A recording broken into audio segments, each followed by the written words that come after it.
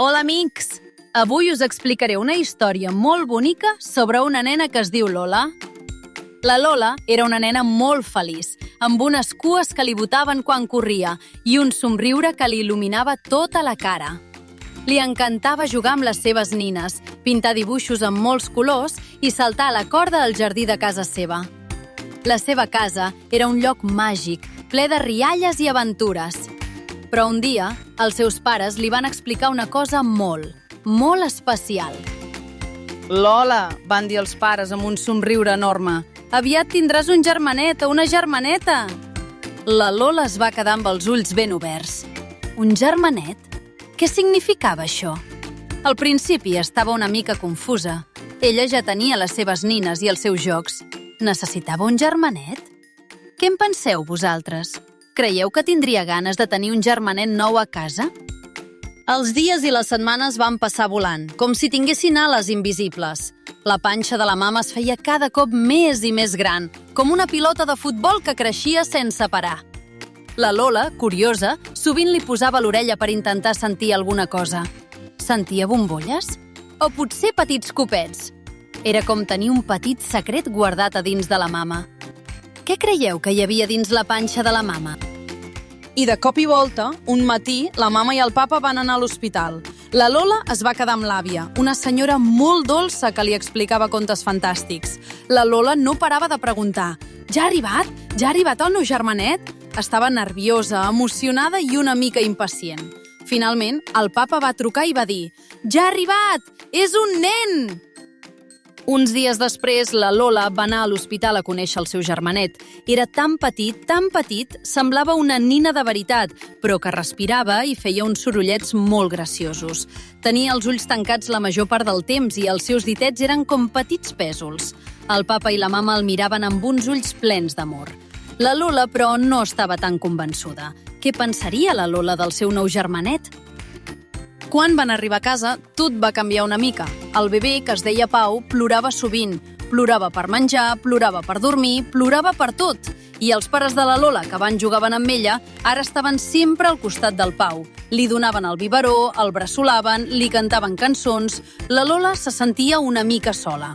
Què faria la Lola quan se sentia sola? «Mama, papa, mirem el meu dibuix?» deia la Lola, mostrant-los una flor de 1000 colors. Però els pares sovint responien: «Un moment, carinyo, el Pau té son», o «Ara no podem, Lola, el Pau necessita un canvi de bolquer». La Lola sospirava. Sentia que el Pau havia acaparat tota l'atenció. Els seus dibuixos, les seves històries, les seves rialles, semblava que ja no eren tan importants. Ho enteneu, oi? És una mica trist. Un dia, la Lola estava jugant amb el seu tren de fusta, fent-lo córrer per tot el terra de la sala. Zip, zip, zum! El tren feia un soroll molt divertit. De sobte, el Pau, que ja començava a gatejar una miqueta, es va acostar al tren. Va estirar la maneta petita i va intentar agafar un vagó. La Lola es va posar a la defensiva. «No, Pau, és meu!» La mama va venir ràpidament. «Lola, el Pau només volia mirar el tren. És molt petit i no sap que és teu». La Lola va arrufar el nas. No li agradava compartir les seves joguines preferides amb aquell petit ploramiques. Ella volia que tot fos com abans, quan ella era l'única princesa de la casa. Algú de vosaltres ha sentit alguna vegada el mateix? Per la nit, la Lola no podia dormir. Pensava en el Pau. Era tan petit i indefens, i els seus pares l'estimaven tant. Es preguntava si ells l'estimaven menys a ella, ara que hi havia el bebè. Una petita llàgrima li va caure per la galta. Però de sobte va sentir un petit soroll. El Pau estava plorant a l'habitació del costat. La Lola va fer una cosa que no havia fet mai abans. Es va aixecar del llit amb molta cura, sense fer soroll, com un petit ratolí. Va anar cap a l'habitació del Pau. Allà hi havia el Pau, el seu bressol, amb els ulls plens de llàgrimes. La mama i el papa estaven dormint profundament. La Lola es va acostar al bressol i va mirar el seu germanet. Era tan fràgil. Què faria la Lola? El deixaria plorar? Llavors, la Lola va fer una cosa molt tendra. Va agafar el seu peluix favorit, un osset de peluix molt suau, i el va posar amb cura al costat del Pau. Va començar a xiuxiuejar-li una cançó de bressol que la mama li cantava a ella. El Pau, a poc, va anar deixant de plorar. Els seus ulls blaus es van obrir i va mirar la Lola. Va fer un petit somriure sense dents. Era la primera vegada que la Lola veia el seu germà somriure per a ella. A partir d'aquell dia, alguna cosa va començar a canviar el cor de la Lola. Va entendre que el Pau no li volia prendre l'amor dels seus pares, sinó que ell també necessitava amor, i que ella, com a germana gran, podia ajudar-lo i protegir-lo. Va començar a veure el Pau amb uns ulls diferents. Ja no era només un bebè ploramiques, sinó el seu germanet. Com creieu que se sentia la Lola ara? Un matí, mentre la mama estava preparant l'esmorzar, el Pau va començar a plorar. La Lola, sense que ningú li digués res, va anar cap a ell. «Què passa, petitó?», li va preguntar amb una veu dolça.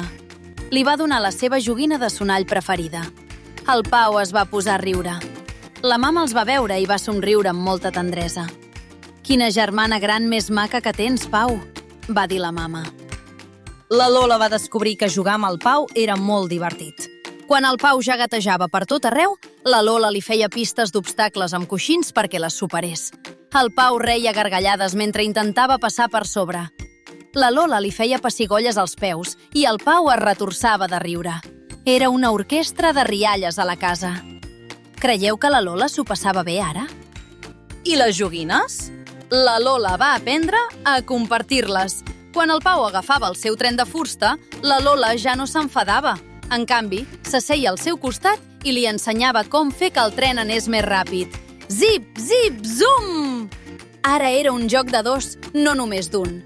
Era molt més divertit jugar amb algú que jugar sol, oi que sí?